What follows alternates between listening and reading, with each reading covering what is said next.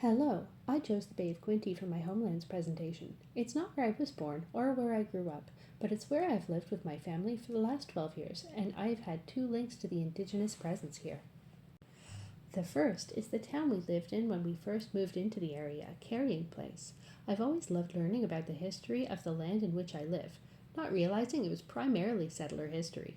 When I looked into Carrying Place, I learned that it was named for the portage trail that existed for thousands of years between the Bay of Quinte and Weller's Bay. The road that exists there now, the Portage Trail Road, is considered the oldest road in Ontario. Prior to meeting with Lieutenant Colonel John Butler to negotiate the 1788 Gunshot Treaty, the Mishnaabeg leaders from Laclede and Rice Lake met with John Johnson in 1787 at Carrying Place.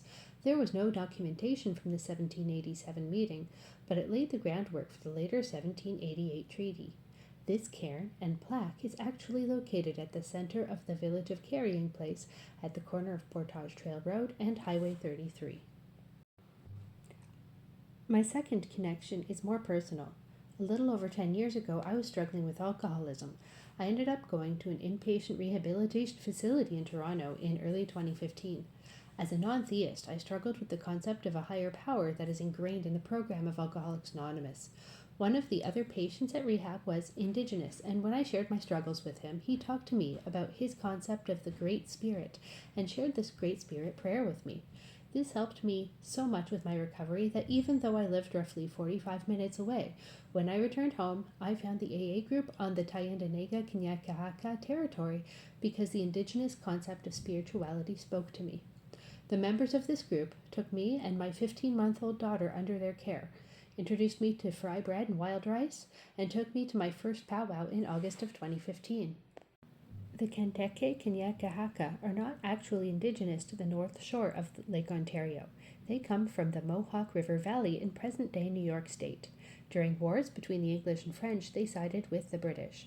They started the American Revolutionary War as neutral, but when the war came to the valley, the Kanien'kehá:ka sided again with the British under the promise that their lands would be restored to them. However, at the signing of the 1783 Treaty of Paris, the British gave the Mohawk River Valley to the Americans.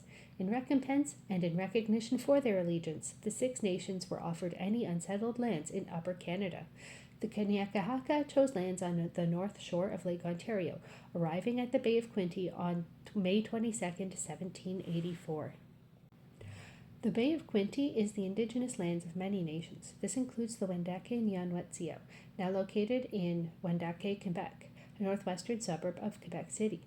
The Mississauga and Mishnaabeg, scattered through the area in places like Rice Lake, Curve Lake, and Alderville, Hagersville, southwest of Hamilton, and Brimley, Michigan. Finally, the Haudenosaunee people, but from nations other than the Kanien'kehá:ka, live all around both sides of the Great Lakes, as seen in this map. The Alderville First Nation was particularly from the Grape Island area of the Bay of Quinte in what is now Prince Edward County. In the Canadian Journal for September 1860, Thomas Wallbridge published On Some Ancient Mounds Upon the Shores of the Bay of Quinte, documenting his excavation of approximately 100 Indigenous mounds found along an 8-mile stretch in the Quinte Bay area. He believed them to belong to the local Mississauga people and estimated their age as being several centuries older than European contact. They contained human remains, polished bone instruments, combs, and ornamental shells. The Quinte Bay region, being on the north shore of Lake Ontario, was a part of the Dish with One Spoon Treaty between the Anishinaabe, Mississauga, and Haudenosaunee. The concept is that we all eat out of one dish, being the land we share, with one spoon, and we have to ensure we are hunting, fishing, gathering, and using the land in a responsible way to ensure the dish is never empty. There are no knives at the table, signifying that we must keep the peace. The aforementioned Shotgun Treaty only affected a small part of the Bay of Quinte, west of the Trent River and north of the Quinte Portage Trail, where it was initially negotiated. The rest of the Quinte region was subject to the 1783 Crawford Purchase, with one exception. The area of the Tyendinaga-Kanien'kehá:ka Nation was given to them on April 1, 1793, by John Graves Simcoe, representing the British Crown, as a thanks for their allegiance to the British during wars with France and the American Revolution. This is known as Treaty 3 1/2, or the Simcoe Deed. In 1837, some of it was stolen when the Crown illegally granted 370 hectares of this land to John Culbertson. This land theft was settled in court in 2013, and there's an intention to return this land to the Kanien'kehá:ka in the future. Finally, the 1923 Williams Treaty, which took away the Indigenous rights to fish, hunt, and gather, leaving them to starve, affected the same area as the 1788 Shotgun Treaty. Today, the predominant Indigenous presence in the Bay of Quinte is the Kenteke Kanien'kehá:ka. They are a flourishing community with a community center, fitness studio, their own police station and fire department, the Ohahase Education Center, which provides a high school education for both young and adult students, and Tsai Tionhet Okwanwenya Language Learning Center. They host the Tyendinaga Powwow on the second weekend of August every year. Of the 37,500 hectares allotted to the Kanien'kehá:ka in 1793, the 10,000 members of the Kenteke Kanien'kehá:ka currently have roughly 7,500. They won a court case in 2013 to have their land stolen in 1837 restored, but as of 2022, the Canadian government has only agreed to hand over 120 acres. In February 2020, members of the Kenteke Kanien'kehá:ka blockaded the CN rail line that runs through their territory in solidarity with Wet'suwet'en in British Columbia, who were trying to stop the construction of a gas pipeline through their territory. Police were involved and 10 people were arrested.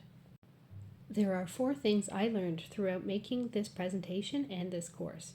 I thought that all treaties took land from Indigenous people in the guise of sharing in exchange for a pittance in money or supplies. I didn't know about treaties like 3.5 where land was actually given to the Kanien'kehá:ka people. The Indigenous community that live here aren't originally from here. They were moved here by the British, and the Indigenous communities that lived here prior to European contact have all been shipped elsewhere. I knew treaties took land from the Indigenous people, but I didn't know treaties like the Williams Treaty also took away the right to fish, hunt, and gather, causing hardship and starvation. On a lighter note, if Kente means bay, then Quinte Bay means Bay Bay.